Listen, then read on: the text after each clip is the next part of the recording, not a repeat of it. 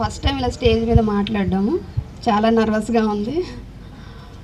First నేను నా study ఎలా స్టార్ట్ అయింది, నా కెరీర్ ఎలా స్టార్ట్ అయిందని చెప్తాను. మాది చిన్న పల్లెటూరు అండి, దుమ్మగూడెం మండలం, నందులచిలక విలేజ్. చాలా చిన్న పల్లెటూరు. మా ఊళ్ళో స్కూల్ కూడా లేదు నేను చదువుకునేటప్పుడు. ఫస్ట్ 1వ తరగతి నుంచి నన్ను హాస్టల్లో పెట్టారు. అది ఆర్లగూడెం ఏజీహెచ్ఎస్ స్కూల్ సార్. ఊర్లో ఉంటే ఇంకా చదవనని చెప్పేసి మా నాన్నగారు తీసుకెళ్ళి చిన్నపిల్లనైనా హాస్టల్లో పెట్టారు. మా గురువుగారు madam Hindi teacher Veeramma teacher ఉన్నారు.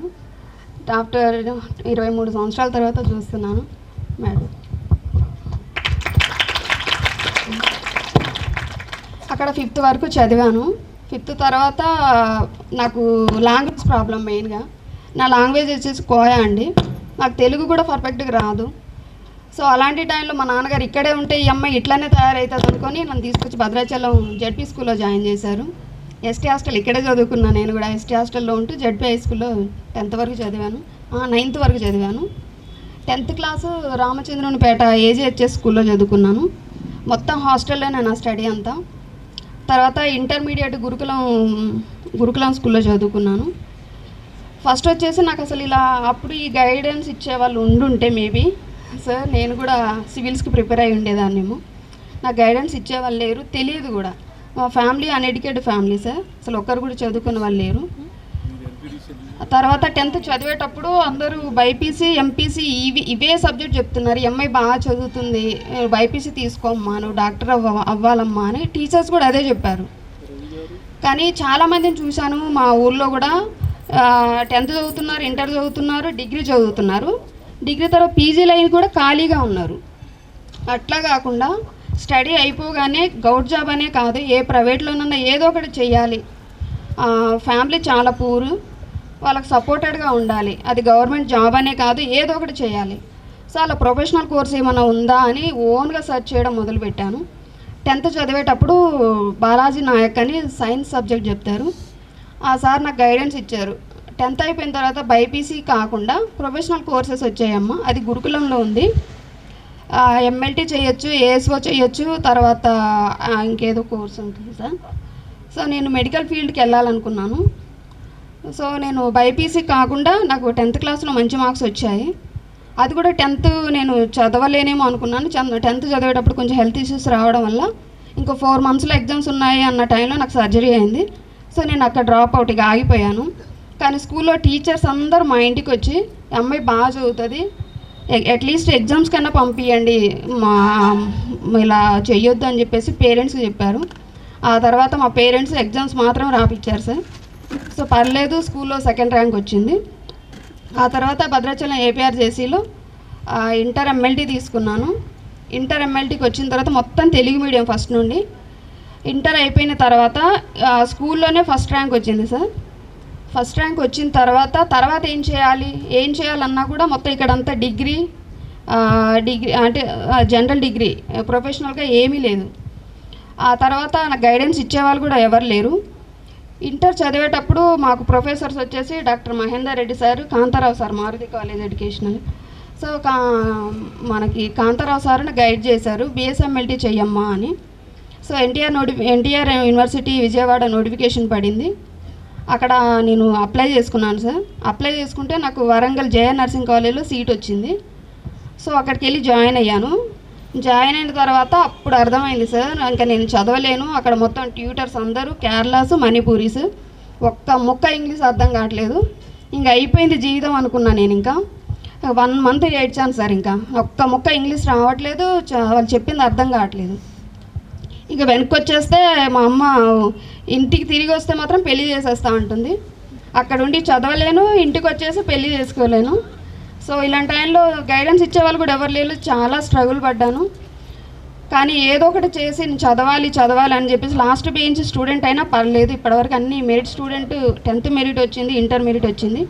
కానీ డిగ్రీలో అట్లీస్ట్ లాస్ట్ బెంచ్ స్టూడెంట్ అయినా అవుతాను కదా. సో కంప్లీట్ చేయాలి, ఇది వదిలేసి అయితే ఇంటికి వెళ్ళకూడదు అనుకున్నాను. అట్లా ఖమ్మం డిస్ట్రిక్ట్ నుంచి వెళ్ళాము. అది అక్కడ మొత్తం అందరూ రిచ్ ఫ్యామిలీస్ వచ్చిన స్టూడెంట్స్.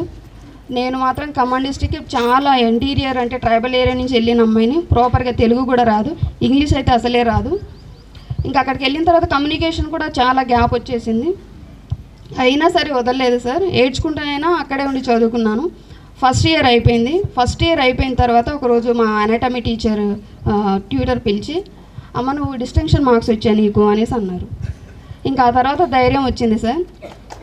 ఇంకా తర్వాత కంటిన్యూ చేశాను.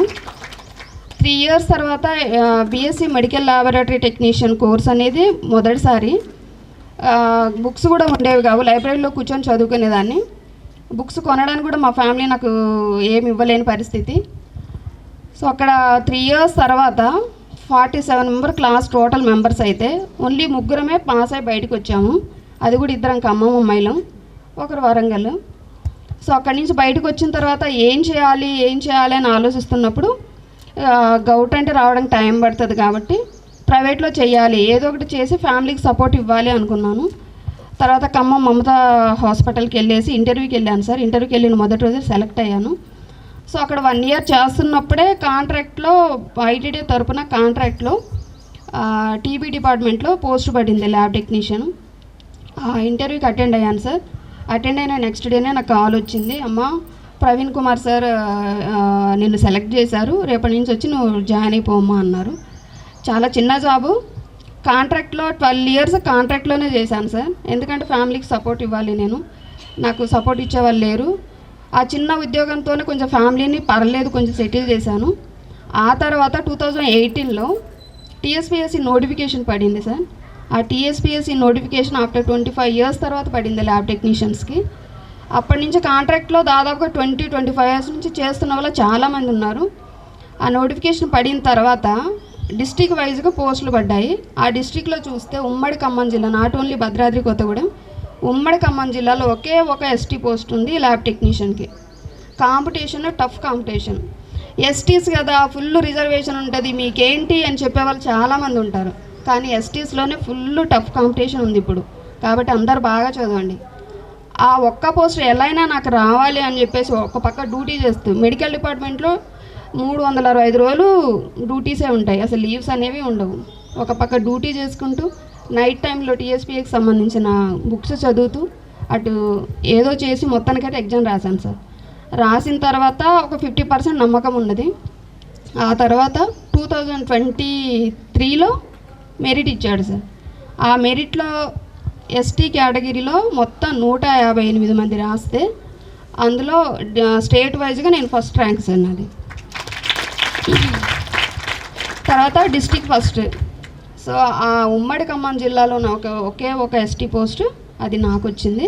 ఇప్పుడు నేను భద్రాచలం ఏరియా హాస్పిటల్లో ల్యాబొరేటరీ టెక్నీషియన్గా వర్క్ చేస్తున్నాను, అండ్ సెంట్రల్ ల్యాబ్ ఇన్ఛార్జ్ కూడా. సో ఈ విధంగా హోప్స్ వదిలేయకండి, ఒకటే ఉంది కదా అది నాకు వస్తుందా, లేకపోతే నాకు ఇంగ్లీష్ రాదు, నేను చదవలేను, నేను చేయలేను. నేను కూడా మారుమూల గ్రామం, చాలా చిన్న పల్లెటూరు మా ఊరు నందులచలక.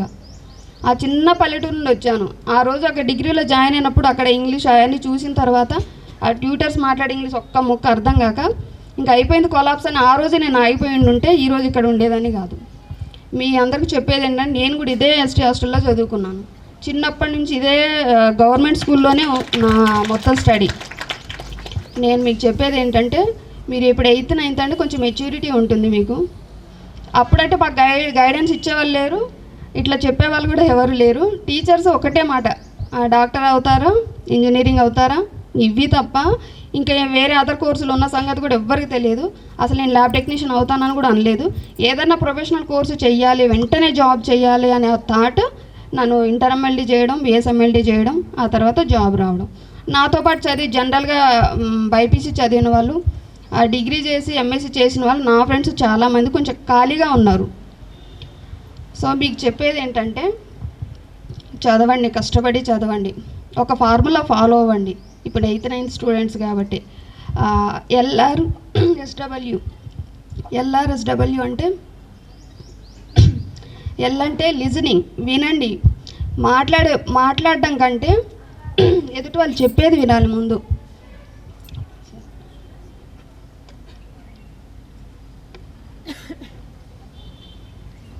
తర్వాత ఆర్ అంటే రీడింగ్, వింటారు కదా, వినండి. ఎప్పుడైనా ఎక్కువగా మాట్లాడకండి, ఎవరైనా ఏదైనా చెప్తుంటే ముందు వినడం నేర్చుకోండి. సెకండ్ వచ్చేసి రీడింగ్, చదవండి, ఏదైనా సరే చదవండి, మనసు పెట్టి చదవండి. తర్వాత వచ్చేసి ఎస్ అంటే ఏంటి? స్పీకింగ్, మాటలు ఫ్లూయెంట్గా మాట్లాడడం. మీకు వచ్చిన లాంగ్వేజే, భయపడకండి. ఇప్పటికీ నాకు స్టేజ్ ఫియర్ ఉంది, అలా నేను ఎప్పుడు మాట్లాడలేదు. తర్వాత డబ్ల్యూ వచ్చేసి రైటింగ్. ఎంత చదివినా పేపర్ మీద పెట్టిన దానికే మార్క్స్, అవునా? మనం ఎంత చదువుతాం, చాలా ఉంటుంది బుర్రలో, పేపర్లో పెట్టిన దానికి మాత్రమే మార్క్స్ వస్తాయి, దానికే ర్యాంక్ వస్తుంది. సో ఈ ఫార్ములా ఫాలో అవ్వండి. తర్వాత ఇప్పుడు ఎంఎల్టీ ఎట్లా అవ్వాలనేది చెప్పాను, ఏమేం కోర్సు చేయాలి అనేది. 10th తర్వాత ఇంటర్ ఎంఎల్టీ తర్వాత బిఎస్ఎంఎల్టీకి వెళ్ళాలంటే నోటిఫికేషన్ పడుతుంది, దానికి అప్లై చేసుకోవాలి, కౌన్సిలింగ్ ఉంటుంది. బిఎస్ఎంఎల్టీ చదివిన తర్వాత జాబ్ నోటిఫికేషన్ మనం ఎలిజిబుల్. తర్వాత నర్సింగ్ కూడా సేమ్, 10th అయిపోయిన తర్వాత ఇంటర్ బైపీసీ చేయొచ్చు. ఇంటర్లో ఏ గ్రూప్ చేసినా బీఎస్సీ నర్సింగ్కి ఎలిజిబుల్. బీఎస్సీ నర్సింగ్ లేదా జనరల్ నర్సింగ్, ఏ నర్సింగ్ చేసినా కూడా స్టాఫ్ నర్స్ పోస్టు ఎలిజిబుల్. తర్వాత నోటిఫికేషన్ పడుతుంది, నోటిఫికేషన్ పడితే అప్లై చేసుకోవాలి. అది కాంపిటేటివ్ ఎగ్జామ్ రాయాలి. ఎగ్జామ్లో వచ్చిన మెరిట్ తర్వాత ఇంటర్వ్యూ ఉంటుంది, ల్యాబ్ టెక్నీషియన్కైనా సరే, నర్సింగ్కైనా సరే. ఆ ఇంటర్వ్యూలో కూడా మనం సెలెక్ట్ అవ్వాలి. సెలెక్ట్ అయిన తర్వాత ఫైనల్ లిస్ట్ పెడతారు, ఆ తర్వాత సెలెక్ట్ చేస్తారు.